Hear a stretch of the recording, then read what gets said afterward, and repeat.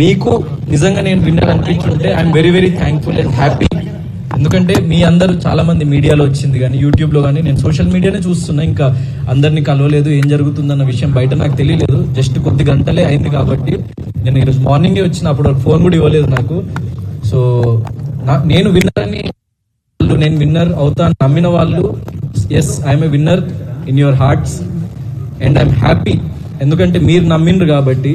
So ఎందుకంటే at the end of the day డబ్బు కన్నా కప్పు కన్నా ప్రేక్షకులు వాళ్ళ ప్రేమే ఎక్కువ ఇంపార్టెంట్ నాకు, వాళ్ళు ఇచ్చే రెస్పెక్టే ఎక్కువ ఇంపార్టెంట్ నాకు. సో అది నేను గెలుచుకున్న ఏ ఎక్స్టెంట్ వరకు నాకు ఇంకా తెలీదు, మీకే తెలియాలి.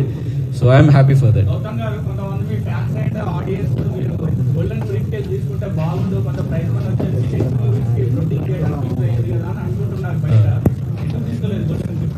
అంటే సో యా వినిపిస్తుందా? సారీ, మీ తీసుకుంటే బాగుండేది అని కొంతమంది భావిస్తున్నారు, దానికి నా అభిప్రాయం. అంటే నేను యాక్చువల్లీ ఎప్పుడైనా గెలుపు కోసం పోరాడే వ్యక్తిని, అండ్ ఓటమిని ఎప్పుడు నేను అది ఓడిపోయినా సరే కానీ నేను ఓటమిని యాక్సెప్ట్ చేసి నేను ఎక్కడ ఆగిపోవాలి అని ఎప్పుడు అనుకోలేదు లైఫ్లో. సో డబ్బు కానీ లేకపోతే ఇంకోటి మరొకటి కానీ ఏది ఆ గెలుపును కొనలేదు. అందుకే నేను గెలుస్తానేమో అన్న చిన్న నమ్మకం, ప్రేక్షకులు నన్ను గెలిపిస్తారేమో అన్న చిన్న నమ్మకం, నేను ఎంచుకున్న మార్గం మీద చిన్న నమ్మకం. సో ఒక్కడనే నిలబడి నేను ఎండ్ వరకు ఆడాలని అనుకున్నా, ఒక్కడనే నిలబడ్డా. సో ఎవరిని నేను డిసప్పాయింట్ చేయదలుచుకోలేదు. అండ్ నేను అలాంటి పర్సన్నే కాదు. అంటే డబ్బు మరొకటి ఎప్పుడైనా మనం సంపాదించుకోవచ్చు, కానీ ప్రేమని మనం చాలా అరుదుగా సంపాదించుకోగలుగుతాం.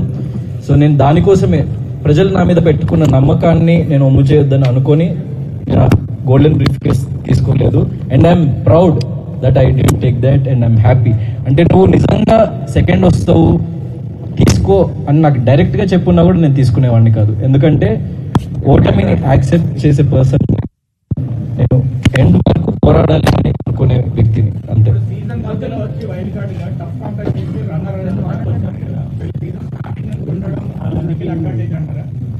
యా మైట్ బి, ఎందుకంటే 100%. ఎందుకంటే వెళ్ళి టాప్ 2లో లైక్ నాకు ఇంతకుముందు వేరే సీజన్స్ వచ్చారో లేదో తెలియదు, ఇంకా వచ్చారా ఎప్పుడైనా అట్లా టాప్ 2కి ఎప్పుడు రాలేదు. So I'm very very happy. ఎందుకంటే యాజ్ ఎ వైల్డ్ కార్డ్ వెళ్ళి నేను టాప్ 2లో వచ్చాను అన్నది సో జరిగే situation. And what happens is అంటే ముందు నుంచి కొంచెం ఫ్యాన్ బేస్ కానీ లేకుంటే ఓటింగ్ బేస్ కానీ క్రియేట్ అయ్యి లైక్ ఒక చిన్న అడ్వాంటేజ్ అయితే 100% ఉంటుంది.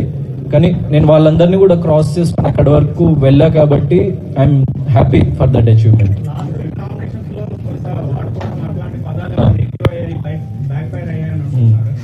అంటే లేదు, అంటే నేను నార్మల్ మీనింగ్ తో చెప్పింది కొంతమంది డబుల్ మీనింగ్ తో అర్థం చేసుకున్నారు. సో దానికి ఏమైంది అన్నది లైక్ నాకు ఇంకా తెలియదు.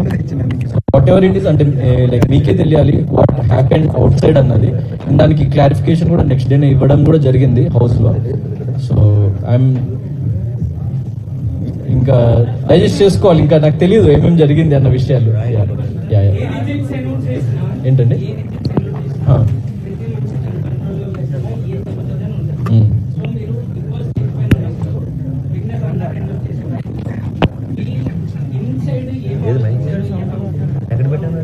ఇన్సైడ్ ఏం ఆలోచించలేదు. లైక్ నేను పడిన కష్టానికి ఫలితం దక్కితే బాగుంటుంది అని చెప్పేసి లైక్ మేనిఫెస్ట్ చేసుకుంటూ ఉండే, ఆ దేవుడిని ప్రార్థిస్తూ ఉండే. మా పేరెంట్స్ చాలా చిన్న స్థాయి నుంచి నన్ను ఇక్కడి వరకు తీసుకొచ్చి లైక్ చాలా కష్టపడ్డారు. సో వాళ్ళ కోసం నేను ఒకటి ప్రూవ్ చేయాలి అని చెప్పేసి నేను నిరంతరం కృషి చేస్తున్న లైఫ్లో. సో వాళ్ళు ఎలా ఫీల్ అవుతారు, వాళ్ళు నేను గెలిస్తే హ్యాపీ అవుతారా లేకుంటే నేను ఓడిపోతే ఏమైనా బాధపడతారా అని ఒక అంటే కైండ్ ఆఫ్ క్లిష్ట పరిస్థితుల్లో ఉండే. But what ever it is వాళ్ళ కోసం నిలబడతారు, వాళ్ళు నా కోసం నిలబడతారు ఎప్పుడు లైఫ్లో. ఎందుకంటే నేననే కాదు, ప్రతి వ్యక్తికి వాళ్ళ ఫ్యామిలీ అన్నది చాలా ఇంపార్టెంట్. అండ్ వాళ్ళు ఏమనుకుంటారు, వాళ్ళు ఎలా ఫీల్ అవుతారని నా మైండ్లో రన్ అవుతూ ఉండే ఆ టైంలో, అంతే.